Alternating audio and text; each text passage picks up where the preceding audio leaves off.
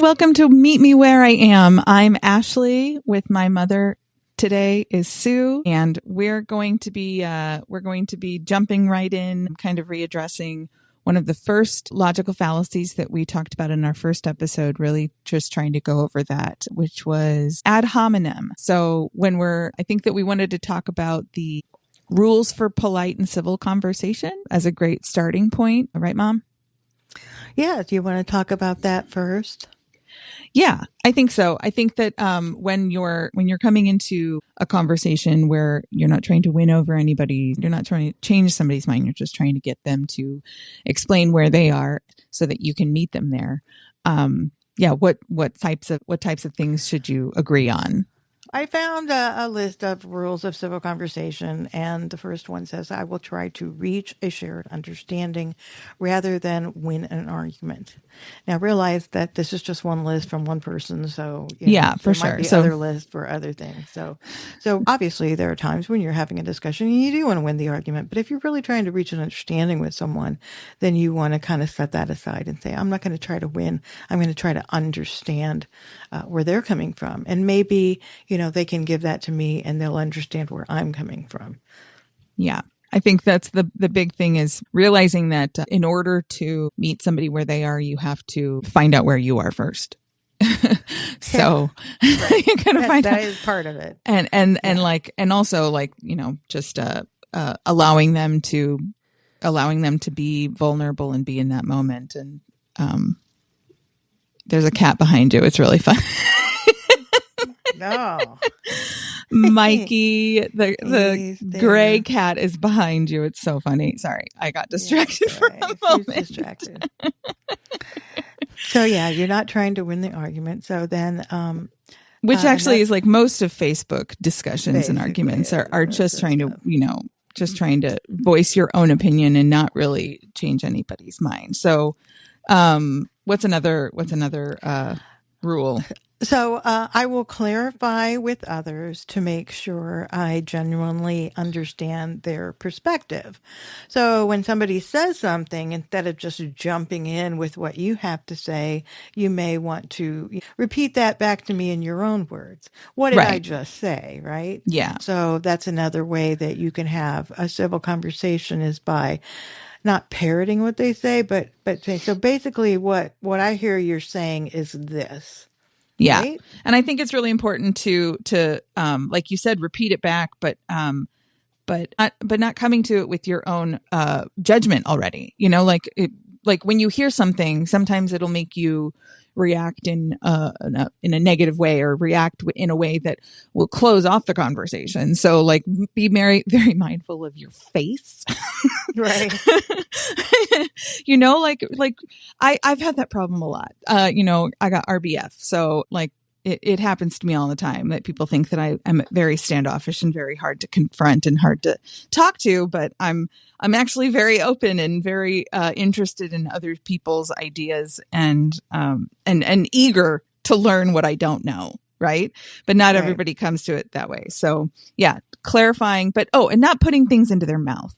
That's another really important thing. When you're paraphrasing to someone, don't put words into their mouth. Don't say, well, I think when you say this, you mean this, because that's not helpful. That's not coming to the conversation with understanding. I get into that with my brother all the time. Okay. My younger brother, he and I talk circles around each other because we're responding to the thing that we think that they're saying and not what they're actually saying.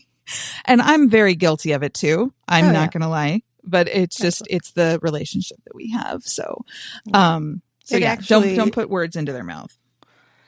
Right. It actually happened earlier in a conversation we were having where I literally just didn't even know what you were saying. And instead of saying, well, so I think what you're saying is this, I just said, I don't even understand what you mean by that. Which I don't know another way to put it, because I really literally just didn't understand what you meant by that. And then you explained it, and then I was like, oh, okay, I got it now. So if you can't rephrase what they say, just say, can you put that another way? So because I don't even know what you're talking about right now. My brain isn't following, what you're saying. It's so important to make sure you're on the same page with them when you're having that civil conversation. If you want to It can be. I, I, I will have something to say about that at another point, but I can't go into it right now. For But sure. yeah, yeah. So step 3 of rule of polite conversation or civil conversation is what? So I shall endeavor to avoid committing logical fallacies in support of my claim. Amazing. So How that's about that? what we've been talking about. That's what we're going to be talking about. Yeah. Yes. So Uh, that's a big one. Like we maybe don't know all the names of them, and we don't even realize that we're using them when we do. But some of us and most of us do, and some of us do, use logical fallacies for comedy, and that's all fine, but like not really going to promote a lot of understanding if you're just trying to make fun of someone. Comedy Central, The Daily Show, all those types of shows do that. They do that where they come to a conversation where it seems like an honest conversation, but they're really just trying to make them look stupid. mm. Oh, You know yeah, what I'm yeah, saying? yeah. Mm-hmm. So Yeah. like this doesn't, it's funny, sure, objectively very funny, but like not really great for bridging the divide when we're just calling half the country idiots. Okay. Right. Like that's, Completely. they're not idiots. Okay. They're not all idiots. I'll say, like, we know that they're not all idiots. Just like I was going to say, they're not all idiots. they're We're not not all. Not all idiots. Okay. all the idiots are not them. Okay. They are not all idiots. So, and right. just like, yeah, we're not all idiots either. So anyway, what's number 4? I will attempt to account for my own biases and try to be intellectually humble. Yes. So that actually brings up that brings up a point where I listened back to the first 2 episodes of our podcast, and I just couldn't help but hear all of our implicit biases in the way that we were speaking to each other. And I just want to make sure that we are coming off as unbiased and as like open to other ideas as possible. Cause like, honestly, we don't have all the answers. We don't know we don't know all the things we don't know. And we just have a very open mindset about learning about other people and wanting to understand them. So from not a place of judgment at all, we very much want to be open to the masses, correct? Yes, and hence that is why I will emphasize the word attempt to account for your own biases. Attempt, because exactly. You are aware that you have biases, and you're going to go back and listen, and you're going to go, yeah, we're still doing it because we Yeah. are making the attempt not to, or at least the attempt to be aware of them, and try not to project those. But yeah, it's gonna take work. It's gonna take time. It's a daily. Yeah, you can make a good decision in one conversation and then make a bad decision in the next. It's like it's a learning process. We're all trying to figure it out, but like the important step is to keep doing it and to keep trying. Yeah, to keep going. So what's another rule? So account for your own biases. So don't avoid committing logical fallacies. Yeah. I will also try to be reasonable. All right, hold on. I will also try to be reasonable, rational, and create coherent arguments. Yeah, that can be a challenge sometimes when you don't have all the information and you're only getting your information from, a single news source. You might feel like your arguments are reasonable and rational and coherent. Right. I think it's okay at those times too to say that, I wasn't aware of that. Or, you know what? I don't have the answer to that. I don't know. It's going to take further consideration or further research or further looking into it. It's okay to admit you don't have all the answers. That's part of being reasonable and rational, is realizing you don't have all the answers. For sure. Right? Yep, I agree. All right. All right. What's the next?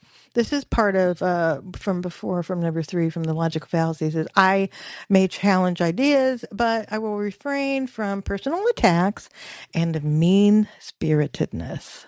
Yes, and like the personal attacks, ad hominem, that sort of thing. It really does nothing to further conversation or understanding. It's juvenile. It's, what's in a, I think Twitter is the hellscape for, ad hominem. Am I right? I mean, like, I really don't see a lot of, completely unbiased and happy content on Twitter. Maybe I'm not on the right. I'm not on Twitter anymore, to be frank. But. Yeah, it's yeah. I mean, I don't think there's any one platform that doesn't have ad hominem attacks happening. No, for sure. But I feel like it's Twitter might be the worst, and it's because of the anonymity and like more. Facebook is like people that you know, people that you've connected with, friends of friends.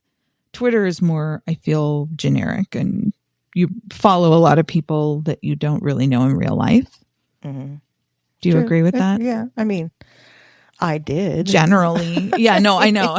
Yeah, I know. I don't. I did. I know. Yeah, I but don't anymore. But yeah, addressing that though, like, yeah, we did, like, as we were rediscovering that we wanted to have this podcast, we were like, you know what? We're getting all of our news from various sources that are obviously very biased, and we need to be more objective and have a more objective understanding of what the news stories really are. And so, yeah, we both kind of chose to move away from social media in the daily sense and the daily, like, endless scrolling and getting outraged about things easily and all of that stuff, because it's just so easy to fall back into what's comfortable, and what's comfortable sometimes is that really icky spot where you're just like pissed off at the world and you just want to vent. And yeah, doom scrolling for sure. So like, that doesn't do anybody any good mentally, truthfully. Your brain doesn't do well doom scrolling like that, like, really honestly. So if you want to put your mind into a more open position and into a more objective and seeing both sides area, if you want to be able to do that, then really try to examine,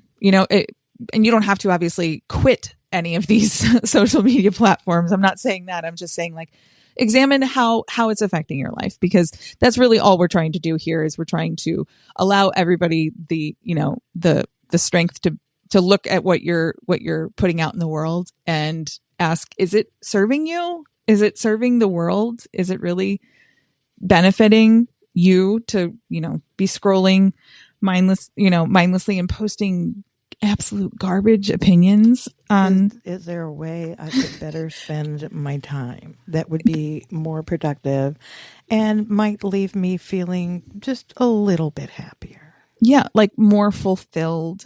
Like, I don't know. For me, that's what it was. It was a constant, oh my God, oh my God, oh my God. Yeah. And then I was like, I can't do this anymore. It's just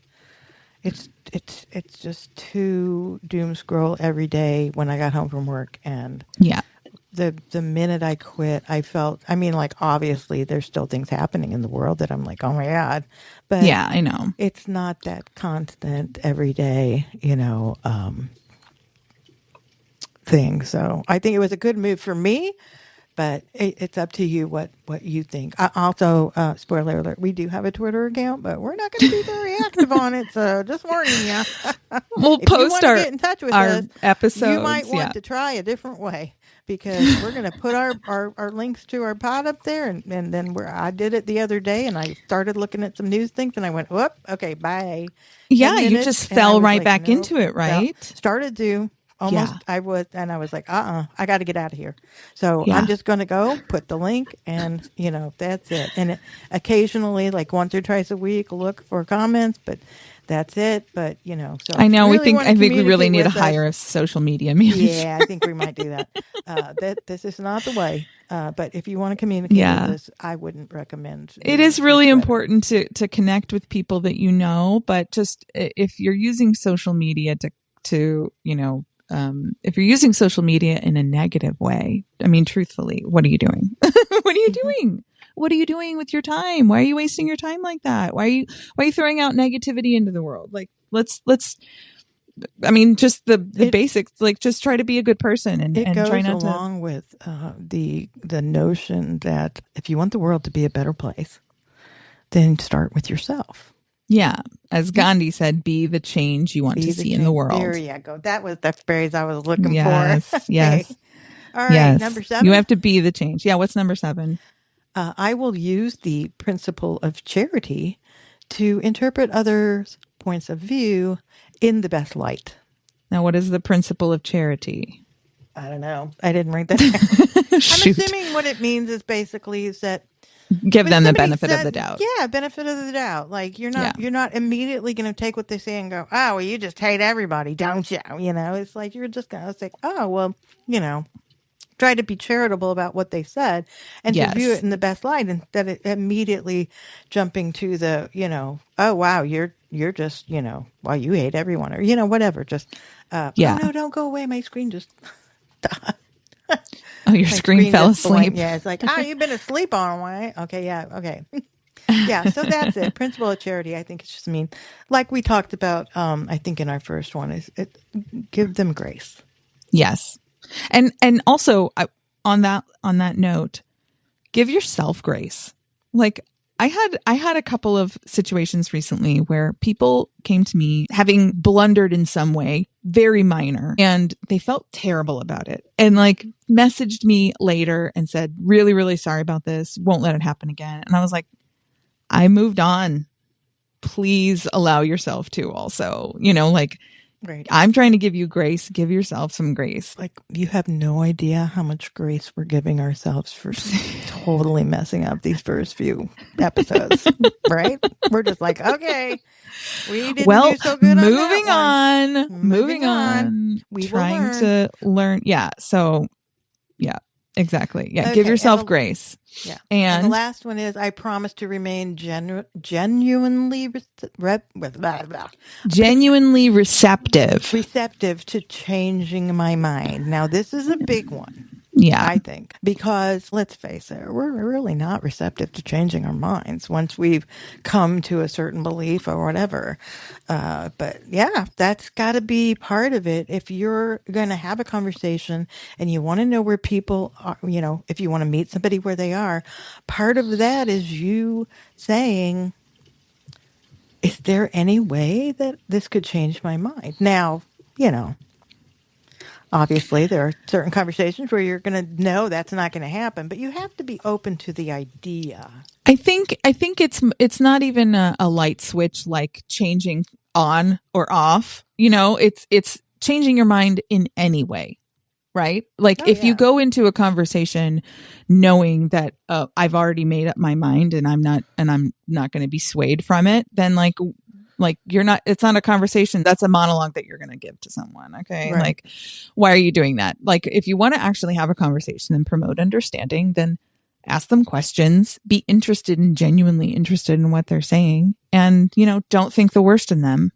Yeah. Promise to, yeah. If you're genuinely open to the idea that, excuse me, I just hit my microphone and it went, whoa, whoa, whoa. Sorry. If you go into a conversation with genuine, you know, hope that they can explain one small aspect of their decision and that you can come to an understanding on that one small aspect, then hey, you've done it. You've changed your mind slightly. And let's talk a little bit more about ad hominem. Let's do it. And how that appears in regular conversation. I mean, obviously we know that it's just mean-spirited and immature and all of that good stuff. But where are some forms of it? Yeah, different forms of it. So basically it translates to against a man or to the person. This is when you're attacking an opponent's character or their personal traits in an attempt to undermine their argument or their credibility rather than the logic or the premise of the argument or the substance of the argument. So it can take the form of overtly attacking somebody, you know, like by casting doubt on the character. It's like, well, you would think that because you're an idiot, you know, because that's an ad hominem attack, basically calling into question their intellect, right? But even it's more broader though, that people can say and have said in the past things like, oh well, you're obviously suffering from a mental illness, or you're obviously in a cult, or you're right. obviously been brainwashed. Those Those are are also ad yeah. hominem. They are, and those are specific instances, which I have. I have the for so when I first heard of ad hominem, I just didn't think about it. But then I was looking at some more of the other fallacies, and they were like, oh, "Well, this is actually a form of an ad hominem." And then I Yeah. found that there are like so I thought there was three, and now I found one the other day, and oh no, there's four. And so there probably is more than four because this Yeah. is just where I've gotten so far. Right. So let's talk about the individual variations. So abusive is a direct insult or attack on the person's character. You're an idiot. You don't know what you're talking about. Did you do your research on YouTube? Actually, that's kind of a valid one though. Not all, it kind of is though. They're not every time somebody uses an ad hominem does it actually mean. Sometimes it could be legitimate. Like, yeah, you did your research on YouTube for, whether vaccines are safe and effective. That might actually be a valid ad hominem. Right. So, Right. but it's just basically the abusive form of the ad hominem. It's the one that basically most people think of when they think of ad hominem, and that's when you just call somebody an idiot or you're stupid or something like that. Then Mm-hmm. there's the circumstantial. Circumstantial is when you focus on their circumstances or background to suggest that they're biased or that it might be in their self-interest or a conflict of interest. So, for instance, let's say I say, I think everybody should drive electronic vehicles. And be like, well, you would think that you have stock in charging stations. Okay. Oh yeah. Okay. So that doesn't mean that my argument, which that wasn't even my whole argument, that was just me stating a thing, you Yeah. know, uh, that doesn't mean that anything that I back up my argument with is invalid just because I have stock in it. But it Right. is a Right. way to kind of, for somebody to, usually Chip most away at the confidence that yeah. right, most ad hominem attacks are not done in good faith, right? Right. Okay. Now this is the one I really like. Oh, here's one on the circumstantial. You can't trust that doctor's advice because he's overweight. Okay, Oh, okay. yeah. Yeah. Yeah. This is one of my favorite because it means you also. Called the two kokwu.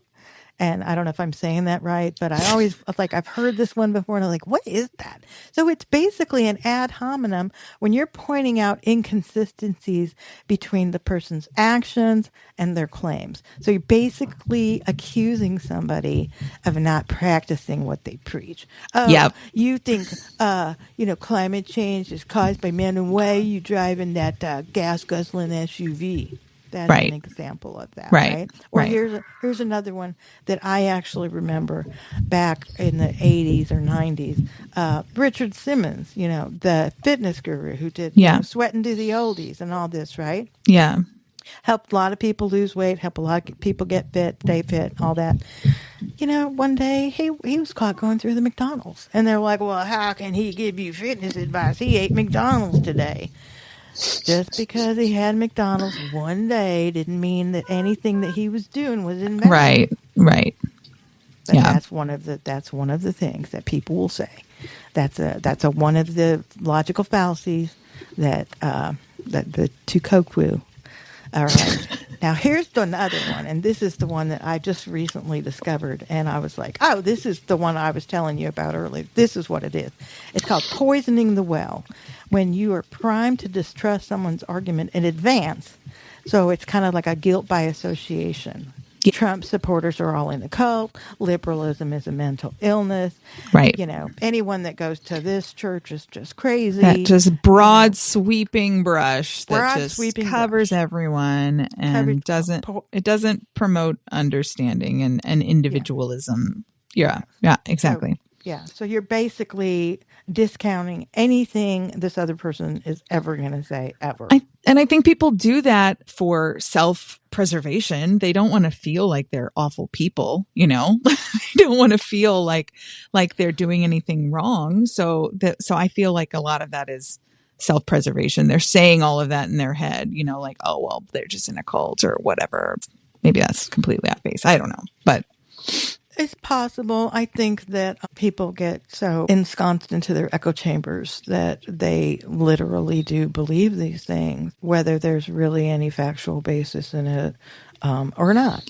And it can be a way, I think, for you to kind of protect yourself because questioning your beliefs and, you know, what you think about the world and everything. It can be tough because you can get yourself, you know, a little muddled up, and sometimes you're just like, I just can't think about this right now, and so you just broad sweep poison the well, you know. yeah, Well, yeah, they're all crazy, you know, or whatever. right, Like right, it is a protective device. As we talked about building that house, and yes, for you sure, know, somebody's trying to tear down my house, so I have to just put that wall back up. yeah. But I don't really actually like. I can see how to get around these other ones. The poisoning the well one is more of a challenge for me to figure out how to respond to that. Yeah. I haven't come up with that. If anybody has any ideas, let me know. But I mean, you said in one of our previous episodes that you had a difficult time trying to see where some Trump supporters are coming from. And I thought that was like that. Obviously that's where a lot of liberal minded people are at right now. it's difficult for me to understand where some Trump supporters are coming from. Yeah. Yeah. And I feel like Trump supporters would say the same thing about liberal minded people, that they just have no idea how we could even think X, Y, or Z.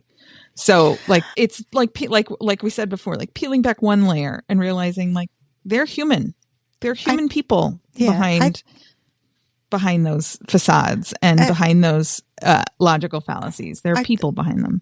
I think that this wasn't part of the rules of civil conversation I found, but maybe one of the things that you can try to do is look for things you agree on.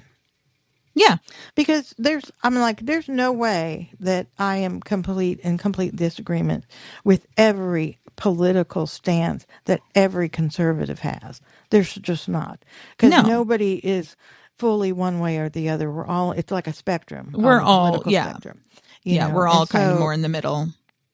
right. So I think, and I don't know if there's a way that you can say,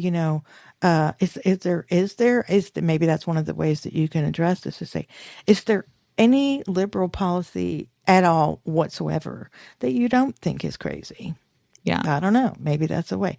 Is there anything that you've ever heard a Trump supporter say that you agreed with? And I have. I have heard some of them. They were very much one of the reasons that some people voted for Trump was that he was very adamant about being like we don't want to get into any more wars. Mm-hmm. I Yeah. don't know what's happening right now, but so I don't know how that's working out right now, but yeah, but that's something I can get behind. Yeah, I don't like that's war. something I can get behind, right? Yeah, for sure. And there are, and there are also, like there are conservatives that think that,